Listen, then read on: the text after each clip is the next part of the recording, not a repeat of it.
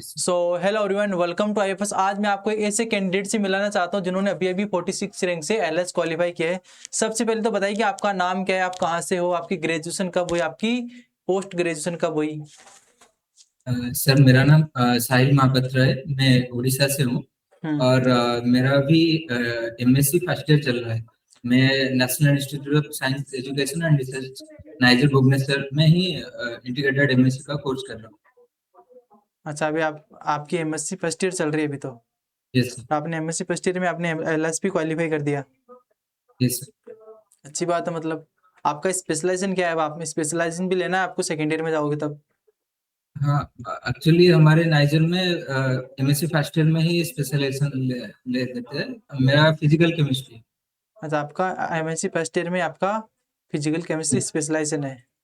फिर यस मतलब आप जैसे तैयारी वगैरह करते तो आपको किस प्रकार से आप तैयारी करते थे, मेरे को बता सकते हो थोड़ा बहुत स्ट्रेटजी के बारे में।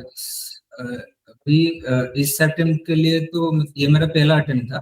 हाँ। हाँ, तो सेमिस्टर एग्जाम्स के वजह से ज्यादा कुछ टाइम नहीं मिला।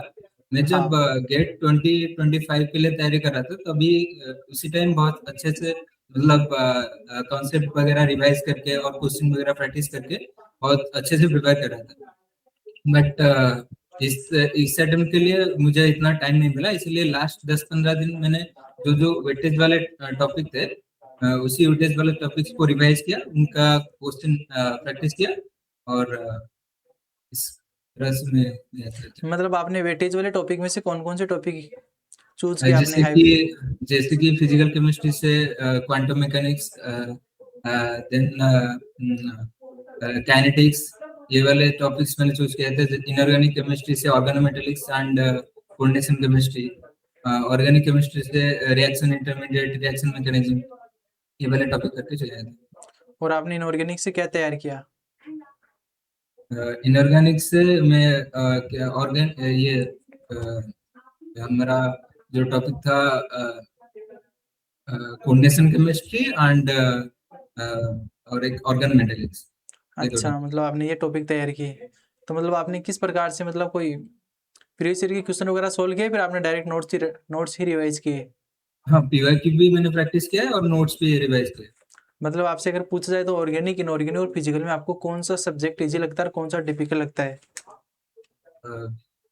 फिजिकल केमिस्ट्री मुझे मतलब इजी, हाँ इजी लगता है। और डिफिकल्ट ऑर्गेनिक पार्ट थोड़ा, मतलब वो प्रोडक्ट प्रेडिक्शन वाला क्वेश्चन थोड़ा टफ रहता है। अच्छा, आपको ऑर्गेनिक थोड़ा डिफिकल्टी लगता है क्योंकि आपसे इजीली प्रोडक्ट नहीं बन पाते हैं। हम्म। और फिर इनऑर्गेनिक आप। इनऑर्गेनिक का ऐसा कुछ डिफिकल्ट नहीं है। अच्छा, इनऑर्गेनिक आप कर लेते हो। हाँ। तो अब आपका आगे क्या प्लानिंग है, अभी आप फ्यूचर में क्या करना चाहते हो। ये आगे प्लानिंग मतलब अभी एमएससी सेकेंड ईयर में, अभी तो थीसिस के लिए करना पड़ेगा एमएससी प्रोजेक्ट। उसके बाद पीएचडी के लिए अभी जेआरएफ भी निकालना बाकी है। अच्छा। तो इसलिए उसके बाद पीएचडी के लिए अच्छा इंस्टीट्यूट में करना। फिर तो आपने तैयारी के बारे में, आपको जेआरएफ निकालना, तो आपने तैयारी के बारे में क्या सोचा फिर, कि मेरे को तैसे एमएस के साथ साथ तैयारी कर सकता हूँ या नहीं कर सकता, आपको इतना टाइम हाँ, मिल जाता है। हाँ, एमएससी के साथ साथ ही कर सकते हो।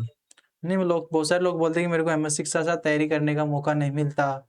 हाँ, मैं बोलता हूँ कि अगर आपको इतना टाइम नहीं मिल रहा है तो आपको बेसिकली क्या करना है कि जो वेटेज वाले टॉपिक है, हाई वेटेज वाले, हाँ। उनको लेना है और उनको अच्छे से रिवाइज करके उनका पीवाईक्यू और जितना भी क्वेश्चन हो सके करना है। मतलब अगर आप कम पढ़ रहे हो तो अच्छे से पढ़ो, ये बताना। और जैसे आप पीवाई की क्वेश्चन सोल्व करते तो आपको पीवाई से कितना बेनिफिट होता था। पीवाईक्यू से ऑब्वियसली बहुत बेनिफिट मिलता है। ऑब्वियसली डायरेक्ट क्वेश्चन तो नहीं आएंगे, मतलब उससे रिलेटेड सवाल आते थे। हाँ, डायरेक्ट तो नहीं आते, लेकिन उसी कॉन्सेप्ट को मॉडिफाई करके आपके एग्जाम हाँ, में verify हम्म। पूछ लिया जाता है। हम्म। सही है। तो फिर अब आपने जैसे तीन तीन पार्ट होते हैं, इनऑर्गेनिक, ऑर्गेनिक और फिजिकल, साथ साथ में आपके वो भी होता है, क्या जनरल एप्टीट्यूड भी होता है। हम्म। तो आपने जनरल एप्टीट्यूड की तैयारी कैसे की। जनरल एप्टीट्यूड इससे तो कुछ टाइम नहीं मिला पर्टिकुलरली जनरल एप्टीट्यूड के लिए। वैसे जो जनरल मतलब जो नॉलेज था उसी को अप्लाई करके मैंने किया सॉफ्ट में। हैं। यस। मतलब आपने अपने प्रीवियस नॉलेज की बेसिस पे आपने तैयारी की ना जनरल एप्टीट्यूड की। हाँ, तो क्वेश्चन सॉल्व किया था। तो मतलब आपने जनरल एप्टीट्यूड के कितने क्वेश्चन सोल्व कर दिए थे वहां पर जाके? मुझे थोड़ा लगा कि इस अटेम्प्ट में जनरल एप्टीट्यूड थोड़ा टफ था, तो मैंने शायद 7 या 8 क्वेश्चन किए थे। 7 या 8 क्वेश्चन आपने किए? Yes. अच्छा, तो सही बात है। मतलब आपने तैयारी किस प्रकार से की? तैयारी क्या एक प्रकार से, जैसे आप एग्जाम में बैठे तो आप हम्म। एग्जाम में बैठने से पहले आपने मॉक टेस्ट वगैरह भी लगाए क्या? नहीं, मुझे मतलब मॉक टेस्ट वगैरह के लिए टाइम नहीं मिला इतना कुछ। अच्छा, आपको मॉक टेस्ट मैंने वगैरह के लिए आपको टाइम नहीं मिला। अच्छा, मतलब आपने मॉक टेस्ट वगैरह बिल्कुल भी नहीं लगाए। नहीं, फिर आप एग्जाम में बैठे तो आपने पेपर को किस प्रकार से अटेम्प्ट किया कि नहीं, ना तो आपने मॉक टेस्ट लगाए, ना आपने पूरा सिलेबस किया, फिर आपने पेपर को कैसे अटेम्प्ट किया वहां पे जाके? मैं सोच के गया था कि मुझे पहले जनरल एप्टीट्यूड वाला पार्ट करना है, उसके बाद मैं पार्ट सी करूंगा। अच्छा, पहले आपको क्योंकि जनरल एप्टीट्यूड आपका टारगेट था, फिर आपका पार्ट सी था। हाँ, अच्छा। वो क्योंकि पार्ट सी में ही मैक्सिमम नंबर आ सकते हैं। अगर आप 20 क्वेश्चन ठीक मतलब सही से लगा दोगे 60 में से, तो आपके 80 नंबर वहां से ही बन गए। हाँ, तो 80 नंबर इसलिए आपके वहां से बन जाएंगे। तो इसलिए जो मैक्सिमम उसी टाइम में से जो मैक्सिमम मार्क्स आ सकते थे, इसलिए मैंने पार्ट सी को ही। अच्छा, तो पार्ट सी में आपने कितने क्वेश्चन कर लिए थे आपने कि भाई मेरी 101% करेक्ट है? पार्ट सी में मैंने शायद 14 क्वेश्चन सही किए थे। मतलब मैंने से अटेम्प्ट तो अराउंड 18 किए थे, बट सिली मिस्टेक की वजह से 3-4 क्वेश्चन ऐसे मिस हो गए। अच्छा, मतलब अच्छा सही बात है। आपकी टोटल स्कोर क्या आया था मैं? स्कोर 75 पे थे। 75? अच्छा, तो आपकी कैटेगरी कौन सी थी? वो भी। अच्छा, मतलब अब की बार तो 75 में आराम से आपको आराम से आपका एलएस हो रहा था। हम्म। बिल्कुल 75 में एलएस हो रहा था। तो अब आगे क्या सोचा आपने कि अब आपको जेआरएफ निकालनी है, उसके बाद आपको पीएचडी के लिए अप्लाई करना है?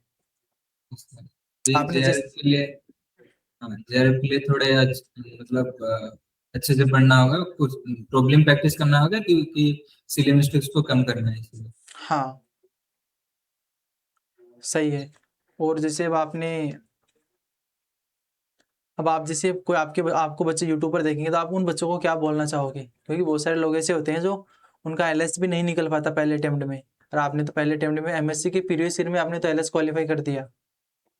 हाँ, मैं यही बोलना चाहूंगा कि बहुत सारे बच्चे सोचते हैं कि मतलब टाइम नहीं मिल रहा है, कि मतलब बहुत ज्यादा टाइम लगेगा। मैं बोलना चाहता हूँ कि जो अब अगर आपके पास टाइम नहीं है, तो आप जो हाई वेटेज वाले टॉपिक है उसको उसको अच्छे से रिवाइज करके जाइए। उससे भी आप सिलेक्शन ले सकते हैं। अच्छा। मतलब कम पढ़िए, लेकिन अच्छे से प्रिपेयर होके जाइए जितना भी पढ़िए। हाँ, मतलब कम पढ़िए लेकिन अच्छे से पढ़ के जाइए उसको। हाँ, सही है, आपने मतलब आपका सही डिसीजन आपने। लेकिन आपने कम पढ़ा है क्योंकि कोई सीएसआई नेट एग्जाम की तैयारी करता है तो उसको 100% सिलेबस कवर नहीं करना पड़ता, उसको ओनली हाँ, फॉर थोड़ा 60 सा से स्मार्ट वर्क भी 70% कम। करना पड़ता हाँ, है। थोड़ा बहुत स्मार्ट वर्क भी करना पड़ता है। मतलब आपने जो पेपर को अटेम्प्ट किया, जैसे आपने ऑप्शन एलिमिनेशन मेथड का यूज किया है, फिर आपने एक एक क्वेश्चन जाके देखा कि भाई ये क्वेश्चन देखना पड़ेगा मेरा, ये पढ़ा हुआ ये नहीं पढ़ा? ऑप्शन एलिमिनेशन का भी यूज किया है। लेट्स से जैसे एक ऑप्शन में 3 पार्ट है, तो अगर पहले 2 पार्ट इजी है, तो उसको अटेम्प्ट करके उस हिसाब से ऑप्शन से मैच करने से हो जाएगा, और सारे क्वेश्चन सारे 3 को सॉल्व करने की जरूरत नहीं हाँ, सारे क्वेश्चन को सोल्व करने की जरूरत नहीं है। सही, मतलब आपने हर चीज़ देखी कि मैंने ये क्वेश्चन कर रखा था, मैंने इसी एक टॉपिक किया है तो मेरे को इसी टॉपिक का क्वेश्चन सोल्व करना है, बाकी देखना ही है। नहीं है हाँ, मेरे को। तभी हाँ। आपने टाइम को मैनेज कर लिया। मतलब आपने पेपर में टाइम को मैनेज कैसे किया फिर? मेरा मतलब ऐसा था कि हाँ, जैसे ही मैंने बताया कि जनरल एप्टीट्यूड थोड़ा टफ आया था, तो उसमें थोड़ा मेरा टाइम ज्यादा चला गया। फिर अच्छा, तो मैं जब वो खत्म हुआ, जब मैंने सारे क्वेश्चन देख लिए कि और जितना बन सका हो गया, उसके बाद मैं सीधा पार्ट सी को स्विच कर गया। वहां से मैंने 18 क्वेश्चन सॉल्व करके फिर पार्ट बी को आया। अच्छा, आपने पहले पार्ट ए फिर पार्ट सी पार्ट बी ऐसे अटेम्प्ट किया आपने पेपर को? हाँ, ऐसे। सही बात है, मतलब आपने तो सही तरीके से अपनी स्ट्रेटेजी बनाई। क्योंकि बहुत सारे लोग होते हैं उनको कितना टाइम ले लग जाता है लेकिन वो एलएसपी क्वालिफाई नहीं कर पाते, लेकिन आपने तो स्मार्ट वर्क से काम किया है। फिर आप जब आपका एलएस क्वालिफाई तो आपके कॉलेज वाले क्या बोले आपको, घर वाले क्या बोले फिर आपको? घर वाले तो बहुत खुश थे, क्योंकि ऐसा था कि हाँ, बहुत मतलब पता नहीं था होगा कि नहीं, लेकिन जब आया रिजल्ट तो बहुत चला। अच्छा, सही है। मतलब आपके दोस्त वगैरह कॉलेज वाले भी तो बोले होंगे ना कि आपका तो बहुत एमएससी फर्स्ट ईयर में आपका एलएस क्वालिफाई हो चुका है, नेट क्वालिफाई हो चुका है। यस, लोग दोस्त लोग भी बहुत खुश है, और उन्होंने भी बहुत मोटिवेट किया है, मेरे पेरेंट्स और दोस्त। तो अब आपको कुछ पूछना हो तो आप पूछ सकते हो हमारे को।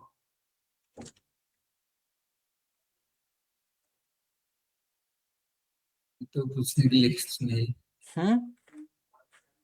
अभी तो पूछने के लिए इतना कुछ नहीं है। ठीक है, चलो फिर आपने अपना कीमती समय दिया उसके लिए आपको बहुत बहुत धन्यवाद। Thank you sir. ठीक है। Thank you sir.